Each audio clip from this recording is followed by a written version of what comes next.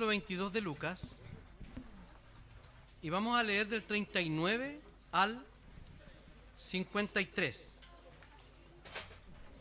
Yo les voy a dar un tiempecito para que los que van llegando se acomoden, se sienten y luego podamos escuchar atentamente la palabra del Señor, ¿sí?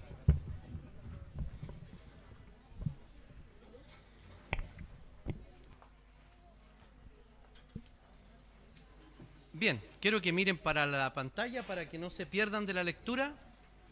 Y dice así la palabra del Señor. Jesús salió y conforme a su costumbre se fue al monte de los olivos. Sus discípulos lo siguieron. Cuando llegó a ese lugar, Jesús les dijo: oren para que no caigan en tentación. Luego se apartó de ellos a una distancia como de un tiro de piedra. Y allí se arrodilló y oró. Y decía: Padre, si quieres, haz que pase de mí esta copa, pero que no se haga mi voluntad, sino la tuya. Se le apareció entonces un ángel del cielo para fortalecerlo. Lleno de angustia oraba con más intensidad, y era su sudor como grandes gotas de sangre que caían hasta la tierra. Cuando Jesús se levantó después de orar, fue a donde estaban sus discípulos, y a causa de la tristeza los halló durmiendo. Y les dijo: ¿por qué duermen? Levántense y oren para que no caigan en tentación. Mientras Jesús estaba hablando, se hizo presente una turba, al frente de la cual iba Judas, que era uno de los 12, y que se acercó a Jesús para besarlo. Jesús le dijo: Judas, ¿con un beso me entregas al Hijo del Hombre? Cuando los que estaban con él se dieron cuenta de lo que pasaba, le dijeron: Señor, ¿echamos mano a la espada? Uno de ellos hirió a un siervo del sumo sacerdote y le cortó la oreja derecha. Pero Jesús les dijo: basta, déjenlos. Tocó entonces la oreja de aquel hombre y lo sanó. Luego Jesús les dijo a los principales sacerdotes y a los jefes de la guardia del templo y a los ancianos que habían venido contra él: ¿han venido con espada y palos, como si yo fuera un ladrón? Todos los días he estado con ustedes en el templo y no me pusieron las manos encima. Pero esta es la hora de ustedes, la hora del poder de las tinieblas. Oremos al Señor. Señor, te damos infinitas gracias por esta tu palabra. Te pedimos, Señor, que tú en esta noche nos hables, que tú, Señor, nos exhortes, nos animes, Señor, y nos edifiques por medio de ella. Te damos gracias, Señor. Oramos en el nombre y en los méritos de Jesús. Amén. Para que entendamos un poquitito el contexto de dónde estamos hablando, aquí en este pasaje podemos ver que Jesús ya había, no sé si es la luz o mis ojos o algo pasa con mi vista o el hambre.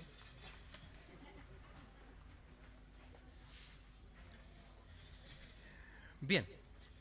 Si nosotros nos contextualizamos en este pasaje, lo que está hablando aquí el evangelista Lucas está contando la historia de la noche en que Jesús fue entregado. O sea, esta noche. Y uno podrá decir, pero ¿es exactamente esta noche tal cual como nosotros estamos hoy día en este culto? Sí lo es. ¿Saben por qué? Porque los hebreos, los judíos, tienen un calendario que es lunar. Entonces, por eso que en nuestro calendario, ¿cuándo cae la Semana Santa? Este año, en principios de abril. En otras fechas, ¿cuándo ha tocado? A fines de marzo. Y ahí se va moviendo. ¿Por qué? Porque el calendario lunar es distinto al solar, nuestro de 365 días. Entonces, por eso que podemos decir que sí, esta misma noche, en el año, probablemente en el año 29, 28 o 29 después de Cristo, el Señor fue entregado. Es esa la fecha porque nuestro cálculo está mal hecho de años. Nuestro cálculo, hoy día deberíamos estar 4 años antes. Jesús nació en el año 2000, perdón, en el año 4 antes de Cristo, si lo calculamos desde hoy día. Eso es materia para otro asunto, pero en ese tiempo estaba Jesús y fue capturado y fue llevado a la cruz. Un poco antes, Jesús había predicado o le había dicho cosas a sus discípulos. Y les voy a leer la sección anterior, que dice así. Luego Jesús les preguntó, estoy leyendo desde el 35. Luego Jesús les preguntó, cuando los envié sin bolsa, sin alforja y sin calzado, ¿les faltó algo? Ellos respondieron, nada. Entonces Jesús les dijo, pues ahora el que tenga bolsa, que la tome, junto con la alforja. Y el que no tenga espada, que venda su capa y se compre una. Porque yo les digo que todavía se tiene que cumplir en mí aquello que está escrito. Y fue contado entre los pecadores, porque lo que está escrito acerca de mí tiene que cumplirse. Ellos le dijeron, Señor, aquí hay 2 espadas. Y Jesús respondió, basta. A ver, si nosotros miramos este pasaje, nos podemos dar cuenta de que algo pasa o algo no estamos entendiendo tal como ellos no lo entendieron. Si Jesús dice que tengan una bolsa, que era la bolsa para el viaje, está haciendo la comparación cuando los envía a predicar antes, la misión de los 70. Y les dice, no se detengan a saludar a nadie en el camino. No es que no pudieran decir, hola, ¿cómo saludamos nosotros cuando encontramos a alguien en el camino? Buena, listo.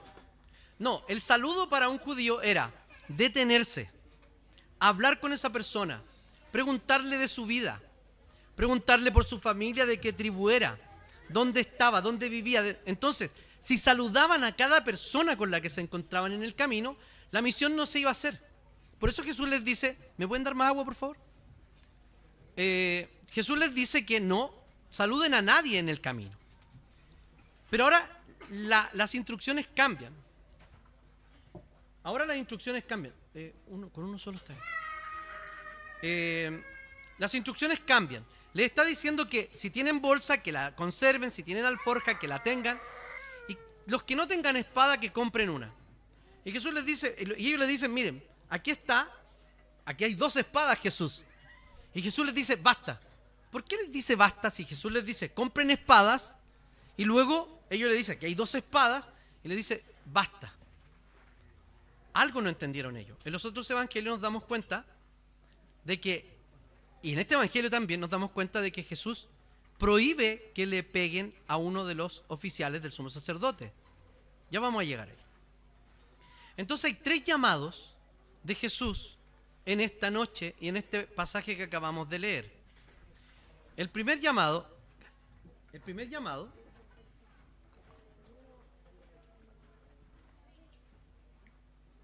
es a defender su palabra y su nombre.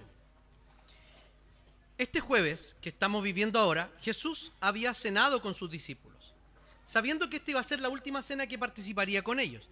De hecho, hay palabras muy bonitas de Jesús en los evangelios cuando dice, yo anhelaba celebrar esta Pascua con ustedes. Ese anhelo de Jesús no ha cambiado. El Señor anhela tener comunión con nosotros siempre. Era la última cena con ellos antes de entrar al sufrimiento que debía padecer. Durante aquella cena, Jesús se despidió de ellos y los preparó para el encuentro que tendrían con Él después de la resurrección. Cada vez que Jesús mencionó su muerte, habló de su resurrección. Me voy a morir, me van a matar, pero al tercer día voy a resucitar. Al tercer día voy a resucitar. Y tenemos la porfía enorme de los discípulos, que cuando llegó el tercer día, ¿dónde estaban? ¿Afuera de la tumba esperando que Jesús resucitara? No, escondidos. Y alguien puede decir, pero fueron las mujeres. Las mujeres no fueron a ver a Jesús resucitado. Las mujeres fueron a cumplir un rol que tenían las mujeres en ese tiempo, que era preparar bien el cuerpo de Jesús para la tumba. No habían tenido tiempo de hacerlo. ¿Por qué? Porque como se celebraba este día especial, debían rápidamente bajar el cuerpo y enterrarlo. Las mujeres no van a buscar a un Jesús resucitado tampoco. Eso lo vamos a ver el domingo. Domingo a las 9 de la mañana tenemos desayuno y luego tenemos el culto a las 10. Así que prepárese. Duerma todo lo que tenga que dormir y el día del Señor vengamos tempranito a las 9. Ya no lo hacemos a las 6. ¿Se acuerdan cuando lo hacíamos a las 6? ¿Quién recuerda cuando lo hacíamos a las 6 de la mañana? Levante su mano. Deberíamos, ¿cierto? Sí, deberíamos. El culto de resurrección, 6 de la mañana. Yo creo que no vinieron, no se levantaron nomás. No, yo creo que fue antes que llegaran ustedes. Entonces, Jesús hace referencia aquí en este pasaje que les compartí a la primera misión que Jesús les había dicho. Ahora les dice, las cosas van a ser distintas. Ahora van a tener que salir a un mundo hostil, a un mundo que me persigue a mí y que también los va a perseguir a ustedes. Así que deben proveer o deben tener todo lo que necesitan. Lleven provisión de dinero, equipaje, y si no tienen espada, vendan su ropa y cómprense una. ¿Qué quiere decir? Jesús no estaba diciendo exactamente que la alforja los iba y el bolso los iba a sustentar. ¿Por qué digo esto? Porque haciendo referencia a la primera misión que los envió, dice, cuando no llevaban esto y esto y esto, ¿acaso les faltó algo? No les faltó nada. Entonces, ¿de dónde venía la provisión? La provisión venía de la alforja, donde estaba el dinero, o de la bolsa, donde estaban los alimentos. No venía de allí. Entonces, ¿por qué les explico esto? Para que entendamos por qué Jesús habla de la espada. Le está hablando de la espada para decirles que es tiempo de defender a Jesús, a su persona, y defender el mensaje. Que se van a encontrar con enemigos en el mundo. ¿Y por qué sabemos que Jesús no les estaba diciendo explícitamente que mataran a nadie? Sabemos que en Marcos, por lo menos, aparece que fue Pedro quien saca la espada y le pega a Malco. Malco no le estaba, o sea, Pedro no le apuntó a la oreja. ¿Dónde le apuntó Pedro? A la cabeza. O sea, Pedro sacó la espada y le pegó un tajo que iba directamente a la cabeza. Lo que pasa es que le pega en la oreja. Le corta la oreja, Jesús extiende su mano y le sana la oreja a este guardia del templo, sumo sacerdote. Ojo, Franco Sefirelli, Jesús de Nazaret, ¿cierto? El Jesús gringo. ¿Han visto la foto cuando ese Jesús de Nazaret está con un cigarro y con un vaso de whisky? Se les murió Jesús ahí. Bueno, Jesús no era así. Porque ya les voy a contar por qué. Nos muestra que va la guardia romana a capturar a Jesús, ¿no es cierto? Los romanos en este minuto no tienen nada que ver con Jesús. De hecho, hasta cuando se lo llevan a los romanos, se lo llevan a Pilato, Pilato dice, no, este hombre no ha hecho nada. Y se lo vuelven a llevar. Y lo llevan donde Herodes, y lo llevan al sumo sacerdote, y lo pasean toda esta noche por todas partes para que alguien lo condene. De hecho, Pilatos dijo, que la sangre no va a pesar sobre mí. Que la sangre de este justo pese sobre ustedes, no sobre mí. Y ahí está el acto simbólico de ¿qué? De lavarse las manos. Hasta el día de hoy, cuando nosotros tenemos una responsabilidad y no queremos asumirla, se usa el término se lavó las manos, ¿cierto? Ok. Entonces, Jesús les estaba diciendo que venían tiempos violentos y que debían ser valientes para aquello. No les decía estrictamente o literalmente que debían agarrar atajos a todo el mundo. ¿Ya? O apuñalar, o a estocazo. ¿Qué más? ¿Otra palabra linda? Todas esas palabras bonitas de Lampa. Entonces, les dice que deben seguir en misión defendiendo su palabra y su nombre, pero no a sí mismos. Porque cuando usaron la espada, o cuando uno usa la violencia, o las estrategias del mundo, lo que hace es defenderse uno mismo. Por ejemplo, uno debe defender el evangelio con razones, no siendo ofensivo, ¿cierto? Y uno dice, ¿cómo uno va a defender el evangelio usando la violencia? En mucho tiempo en la historia se pretendió defender el evangelio con violencia. De hecho, aquellos que eran acusados de brujería, aquellas fundamentalmente, las que eran acusadas de brujas, eran quemadas. Y eso es violento. O sea, tenemos a lo largo de la historia actos de violencia del cristianismo, tomando la espada y tratando de defender el evangelio. Eso dice Jesús que no lo debemos hacer. Y en ninguno de nuestros actos, por ejemplo, pagar mal por mal. Cuando nosotros deseamos algo mal de una persona que nos ha hecho mal, incluso si le decimos algo malo a esa persona, díganme, esa persona, sinceramente, esto no tiene trampa, ¿se lo merece o no se lo merece? Claro que se lo merece, pues. ¿O no? Que le decimos todo lo que queremos decir y deseamos todo lo que le estamos deseando en la mente. El punto no es si se lo merece o no. El punto es que el estilo de vida cristiano es no usar las mismas estrategias que el mundo. Y eso es lo que le está diciendo Jesús. Respecto a esto, cuando quiero hacer algunos acercamientos culturales, escúchenme. Son las 9 recién, así que tenemos harto tiempo para comer la palabra de Dios y luego comer. Ya sabemos que Jesús no era rubio, ¿cierto? Ni de ojos azules. Pero saben que la Biblia siempre lo ha dicho, pero nunca nos hemos dado cuenta de aquello. ¿Por qué? ¿Por qué Judas le da un beso a Jesús para entregarlo? Muy bien, Hetza, tú tuviste clase conmigo, ¿cierto? Sí. Ellos sabían quién era Jesús, pero estaba de noche. Probablemente lo seguían algunos parientes a Jesús también. Y entre todos ellos se parecían. No es un comentario racista el que voy a hacer. ¿Ya? Aunque lo parezca. Perdón, Belén.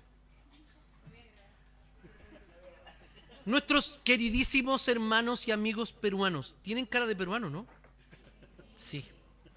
Y para nosotros japoneses, chinos y coreanos son prácticamente lo mismo. Creo que es así. Chino, coreano, japonés. Para que lo aprendan. Entonces tienen los ojos rasgados, son un poco amarillos.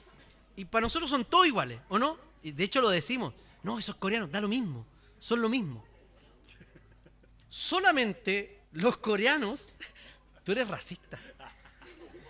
Solamente los coreanos, los chinos y los japoneses entre ellos, y no nosotros los latinoamericanos, podemos reconocerlos. Seguramente para algún otro país nosotros somos muy iguales. De hecho, nosotros olemos a algo. ¿Saben a qué olemos nosotros? Olemos a pollo. De verdad. ¿Quieren probarlo? Frótense los chilenos por lo menos, frótense muy bien su piel y huélanla. Ya, entonces, la gente de afuera dice que olemos a pollo. Entonces, como eran muy parecidos entre ellos, porque si alguien dice, el colorín alto de barba, ese es Jesús. Todos sabemos que el profe Raúl, ¿no? Ragnar. El rubiecito de ojos azules, a ese tienen que aprender. Si nosotros revisamos los evangelios, dice allí, al que yo bese, a ese tomen prisionero. Porque Jesús sabía, Judas sabía quién era Jesús. Y lo marca con un beso. Y por eso Jesús le dice, ¿con un beso entregas al Hijo del Hombre, Judas? Y ya tenía las 30 monedas en la mano cuando iba a entregar a Jesús. Estoy diciendo esto porque la Biblia siempre ha dicho que Jesús se parecía a todos sus coterráneos. Hoy día tenemos el sudario de Turín, ese manto sagrado, no está verificado. Pero, no sé, se puede saber. O sea, Jesús era un judío típico quemado por el sol, probablemente un poco crespo, de la época del primer siglo en Israel. Eso es todo. Y lo debía marcar. Bueno, ese un elemento cultural que quería darme el gusto de explicárselos. Ese es el primer llamado, defender su palabra y su nombre. El segundo llamado que hace es el llamado a vencer sobre ellos mismos. Dice que Jesús tenía una costumbre. Si miramos el texto, dice que Jesús tenía una costumbre. Y la costumbre era, se fue al monte de los olivos. Pero ¿qué pasaba? ¿Acaso Jesús todo el tiempo se iba al monte de los olivos? ¿O Jesús tenía una costumbre de salir a un lugar cuando estaba con cierto grado de agotamiento? Eso es lo que dice el Evangelio. Jesús tenía la costumbre de que cuando Él estaba mal espiritualmente, y uno dirá, ¿por qué Jesús está mal espiritualmente? Sí, y ya lo vamos a ver. Jesús iba y oraba solo y les dijo a ellos que lo acompañaran. Y la razón por la cual les dijo que oraran era para que no caigan en tentación. Luego se apartó de ellos como a un tiro de piedra a varios metros, creo que son 20 o 30 metros. Alguna versión más moderna puede decir exactamente lo que es, de la distancia a la que se estaba refiriendo, pero era esa distancia más o menos. Un lugar donde Jesús iba a tener la compañía de sus discípulos, pero a la vez iba a estar lo suficientemente lejos para tener privacidad con el Padre. Y luego Jesús dice lo siguiente en el versículo 42. Padre, si quieres, haz que pase de mí esta copa, pero que no se haga mi voluntad sino la tuya. Por favor, quiero que me pongan mucha atención en esta parte. Les dice a los discípulos, oren para que no caigan en la tentación. Jesús va a orar, ¿por qué? No es herejía lo que están pensando. Jesús fue, dice Hebreos, fue tentado en todo, pero sin pecado. La cavilación o la duda o la solicitud que hace Jesús aquí es una tentación. Ojalá pase de mí esta copa. Señor, si tú quieres que pase de mí esta copa. ¿A qué se refería? La copa en la Biblia, ¿a qué se refiere cuando habla de una copa? ¿Ah? Con certeza, por favor. Juicio, ¿no? Juicio. La copa, de hecho, hay 7 copas en el Apocalipsis, capítulo 14 en adelante. Podemos ver que hay derramamiento de las copas de la ira de Dios. La copa es un juicio. Y Jesús iba a beber la copa del juicio por nosotros. Sabía lo que iba a sufrir. Y por eso le dice a sus discípulos que se cuiden de ellos mismos o que aprendan a vencer sobre ellos mismos. Padre, si quieres que pase de mí esta copa. ¿Qué significaba eso? Si pasaba de la copa, si él no tomaba la copa del sufrimiento, ¿qué pasaba? ¿Qué no habría? No habría salvación. No habría sustitución. O sea, nadie hubiese muerto en nuestro lugar. Y uno dirá, pero no, Jesús no puede estar siendo tentado en esto. La tentación no es pecado. Acceder a la tentación, claro que sí es pecado, pero la tentación no es pecado. Entonces les dice, oren. Luchó Jesús en una oración que demandó tanto de él que amenazaba hacerlo sucumbir. Hay un texto que está allí, que no está en los manuscritos más antiguos, pero aparece y dice que hay un ángel que lo fortalece. Aunque no está en los manuscritos más antiguos, probablemente este es una nota agregada posteriormente. Versículo 43 y 44. No contradicen nada la Escritura porque los ángeles están al servicio de Jesús, ¿cierto?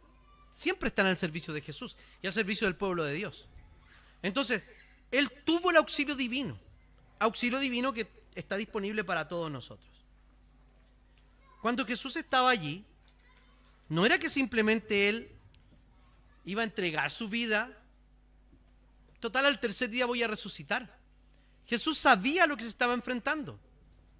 Porque la muerte o la paga del pecado es la muerte. No es la paga en términos punitivos o en términos de una deuda, sino que la paga en términos de salario. Y Jesús lo que hace es recibir un salario por el cual no había trabajado, o sea, la muerte primero, física. Pero la Biblia también habla de la muerte segunda, de la que nosotros hemos sido liberados por la muerte de Jesús. Y Jesús sí experimenta esa separación de Dios. La muerte segunda, el infierno después del juicio, es ser separado total y absolutamente y eternamente de la presencia de Dios. Jesús sí experimentó esto. ¿Cuándo lo experimentó? En la cruz dice, Eloi, Eloi, lama sabactani. Dios mío, ¿por qué me has desamparado? En términos ontológicos, Jesús no experimenta una separación del Padre ni del Espíritu Santo. Me refiero en cuanto al ser de Dios, pero sí lo experimenta en términos judiciales. ¿Me explico, cierto? Porque si fuera ontológico, si fuera el ser de Dios dividiéndose y uno abandonando al otro, hay un colapso cósmico. Es como que el sustento de todas las cosas se quebrara. Y no es así. Entonces está hablando de una experimentación de la ira de Dios en términos judiciales. Y sí, Jesús fue separado. Allí entonces el Señor, donde luchó por la tentación de no ir y voluntariamente ir con todo su ser y sabía exactamente lo que el Padre había decretado, allí entonces Jesús hizo expiación por nuestros pecados. La obediencia de Adán estaba siendo cumplida allí. Adán no cumplió, Jesús sí cumplió. Nosotros en Adán tampoco cumplimos. Sin embargo, sí cumplimos en Cristo Jesús, porque Él vino y vivió la vida que nosotros debíamos vivir, la vida que la ley exigía que viviéramos, y murió la muerte que nosotros debíamos morir. Entonces Jesús se convierte en nuestro sustituto perfecto. Después de una larga lucha, ganó la lucha, tuvo la victoria. Ahora estaba listo para enfrentar la muerte, para entregarse a los enemigos que lo venían a buscar en una rendición total a fin de cumplir la misión que el Padre le había entregado para nuestra salvación. Si Él no hubiese atravesado todo este camino, si no hubiese decidido obedientemente a nuestro favor, ninguno de nosotros sería capaz de luchar y de ganar absolutamente ninguna victoria en ningún momento de la vida. Ninguno de su pueblo estuvo junto a Él en el momento de crisis. Ninguno de los suyos. De hecho, ellos se durmieron. Y dice que producto de la tristeza, ellos se durmieron. Y claro que cayeron en tentación. La tentación más evidente en la que cayeron los discípulos fue la de Pedro. Porque Pedro podría haber dicho, sí, yo anduve con él. Les voy a explicar algo muy patente, con mucha, creo que esto ya lo expliqué, pero lo voy a explicar de nuevo. ¿Qué pasa si, esto no es clasista, ¿ok? No es clasismo. Pero piensen en esto. Cuando toman a una persona que es mechero, digamos las cosas como son, que está robando en una tienda y le dice algo así como, ¿qué vas y no ando nada robando? Ya, cuando dice eso, me sale bonito, ¿cierto? No ando nada robando, oiga, tío. Ya, cuando dice eso esa persona, sí está robando. Porque no es que todas las personas que hablen de esa manera roben, pero todos los que roban, o la mayoría que roban, sí hablan de esta manera. O sea, lo que le llamamos flight. Los galileos tenían una forma particular de hablar.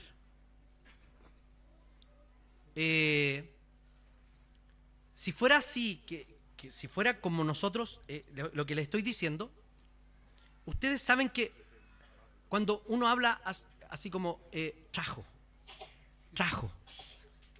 no vamos a tomar un trago. Bueno, yo hablo así, pero no porque me haya criado una señora mapuche, pero la mayoría de la gente de clase alta que los crió una nana mapuche hablan así. ¿Saben por qué? Porque en la Araucanía y el Mapudungún suena así cuando hablan en español. ¿Por qué les quiero explicar todo esto? Porque cuando a Pedro le dijeron, él andaba con Jesús, y él dijo, no vas a nada, yo no andará con Jesús. Fue eso lo que sonó para el oído de toda la gente. ¿Cómo este gallo está diciendo que no anda con Jesús si habla como un Galileo? ¿Me entendieron, cierto? No vas a nada. Entonces, Pedro se vio enfrentado a la tentación de decir, yo no lo conozco, yo no andaba con él. ¿Y qué pasó? Cayó en la tentación. Y les dijo que debían enfrentarse valientemente a la persecución o a la adversidad que iban a tener. ¿Y qué hicieron ellos? Se escondieron. Y estuvieron escondidos hasta cuando Jesús les apareció. Y estaban escondidos. Y Jesús aparece en medio de ellos cuando Él, después de haber resucitado. En tercer lugar, el llamado a reconocer la necesidad. Del 46 del versículo 46 al 53,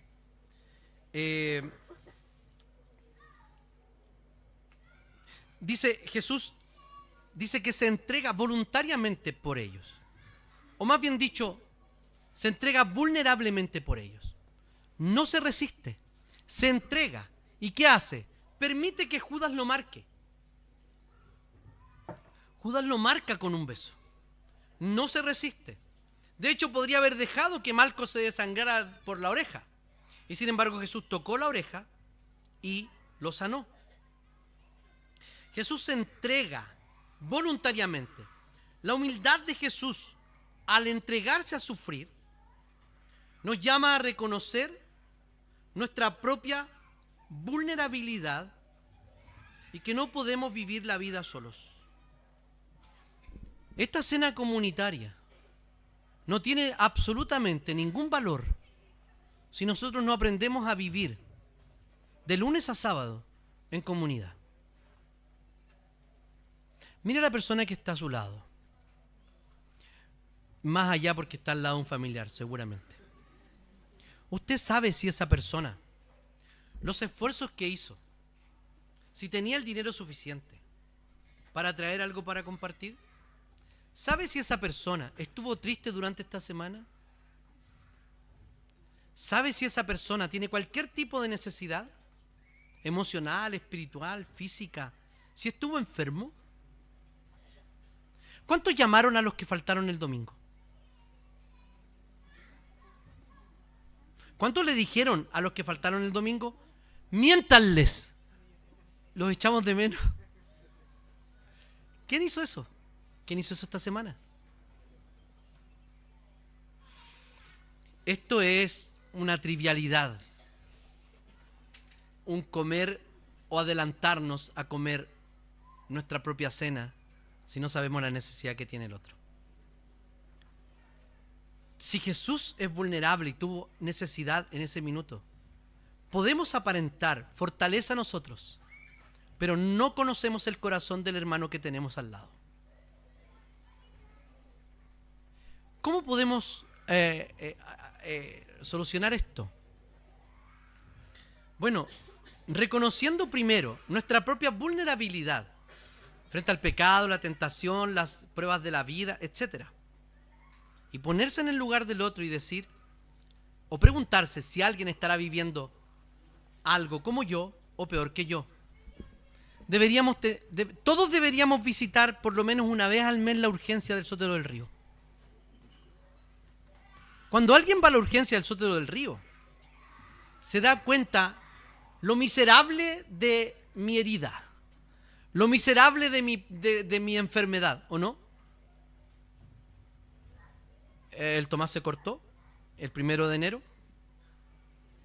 Estábamos muy mal, con los tendones cortados. Bueno, ustedes conocen la historia. Y estábamos ahí, estaba con mucho dolor el Tommy. Y yo tenía mucho dolor en los brazos también porque estaba firmando la mano y la polera que tenía en la mano. Y llegó un lote de gente accidentada. Y había una niña con una fractura de columna. Entonces ella reaccionaba solo al dolor. No sé si le metían el dedo en una herida, el doctor hacía así, ¡ah! Y ella despertaba, soltaba y se desmayaba otra vez. Paréntesis. Esta niña les pidió a todas las TENS, le dijeron, maquíllenme por favor porque si me va a pasar algo, quiero estar bonita. Y todas, a esa niña que tenía fractura de columna, la maquillaron. Eso como un dato anecdótico y tremendamente freak. A lo mejor ella aceptaba su condición de fractura de columna y no estaba ni ahí. Y solo quería verse linda.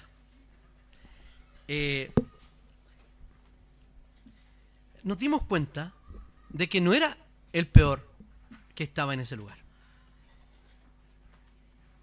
Nos dimos cuenta de que siempre hay alguien peor. Pero somos tan individualistas. Y somos... nos miramos el ombligo. Metafóricamente, porque sé que a algunos no nos da para mirarnos el ombligo. Metafóricamente hablando, nos miramos el ombligo. Como si ese fuera el centro del mundo. Déjeme decirle que su ombligo no es el centro del mundo. ni sus problemas son el centro del mundo. Hoy día, una cuestión práctica que denota y nos dice cómo somos. Hay comida ahí afuera. Y ustedes saben la ira santa que me posee cuando alguien viene con un plato repleto y seguro que no se va a comer todo eso. Y no pensó que otro venía más atrás. No es por la comida, queridos. Sí es por la comida. No es solo por la comida, sino que es una actitud que dice que no piensa en el otro. ¿No se han dado cuenta que muchas veces hay gente que está detrás de la mesa en el posculto y que intenta sacar algo para comer? Y hay gente que está literalmente apernada, instalada alrededor de la mesa. Son cosas ínfimas, pero denotan cómo somos, porque no somos capaces de preocuparnos y mirar para atrás. Como las cebras en la sabana. ¿Han visto las cebras?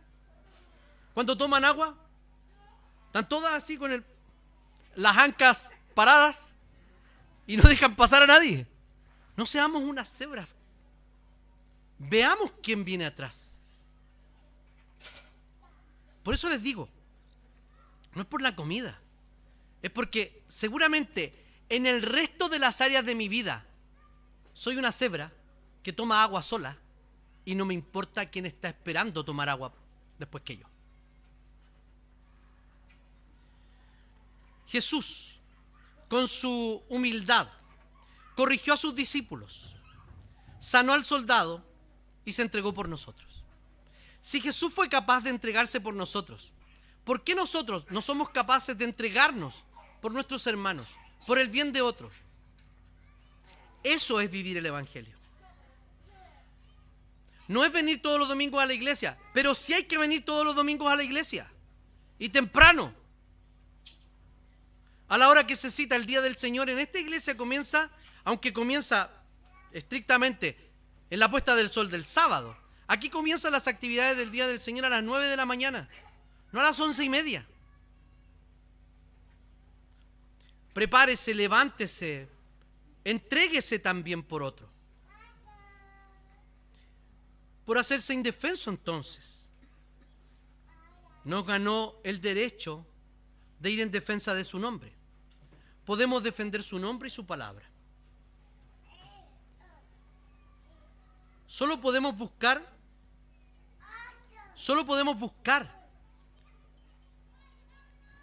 en nuestra vida aquello que Jesús nos ha dado. ¿Qué quiero decir con esto? Lo más importante que el Señor nos dio es la salvación. Él se entregó por nosotros. Él entregó su vida para reconciliarnos con Dios. Ya estamos reconciliados con Él. Ahora, el Señor nos llama a vivir en esa frecuencia, en esa sintonía de ser hijos de Dios. Y ser hijos de Dios se juega allí, en el área chica, con las necesidades de los demás. ¿Cuántos ya compraron el paquete de mercadería para el domingo? No somos, me estaba entrando así como el fuego, ¿no? No somos capaces ni siquiera de mirar el grupo de la iglesia, menos el reloj de oración, para saber si alguien está en necesidad. Tal vez muchos esperaban, y sobre todo nuestros invitados esperaban una reflexión y un sermón que nos hiciera un poquito de cariño al corazón. Pero lo que necesitamos nosotros hoy día es ser remecidos por la palabra de Dios y darnos cuenta que no vivimos solos. Darnos cuenta que hay más gente alrededor nuestro. Darnos cuenta de que hay necesidad a nuestro alrededor. ¿Y nosotros qué hacemos? Insisto, mirarnos el ombligo, como si nuestra herida, como si nuestra vida es la peor del mundo. ¡Ay de mí! Me como un gusano, ¿cierto? Y no es así. No importa si hay gente que esté mejor o peor, hay gente que también está sufriendo algún tipo de necesidad. Es así como debemos vivir el Evangelio. Reconociendo nuestra necesidad y también haciendo algo por la necesidad de otro. Nuestra principal necesidad cuando vino Jesús era salvarnos. Y Él vino y proveyó esa salvación. Ahora, actuemos en conformidad con eso y suplamos la necesidad de otras personas. Tengamos un momento de oración. Señor, te damos infinitas gracias por tu palabra, Señor, porque tú nos exhortas a tiempo y fuera de tiempo.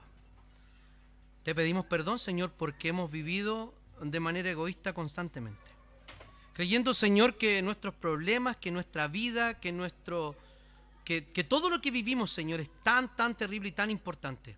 Ciertamente lo es para ti, Señor, pero danos esa sensibilidad de poder mirar a otros, de poder compartir con otros, de poder, Señor, estar atento a la necesidad de otros. Yo te pido, Señor, que tú sensibilices nuestro corazón, para que no pensemos meramente, Señor, en una comida, en una celebración, como si estuviéramos comiendo solo nuestra propia cena. También, Señor, yo te pido para que pongas esa necesidad en nuestro corazón de preocuparnos de las necesidades espirituales de nuestros hermanos, los motivos de oración, Señor, vivir realmente como tú quieres que vivamos juntos. Te damos gracias, Señor, porque tú entregaste a tu Hijo por nosotros, y tu Hijo vino y entregó su vida por nosotros. Oramos en su nombre, por sus méritos, en su vida y en su muerte. Amén.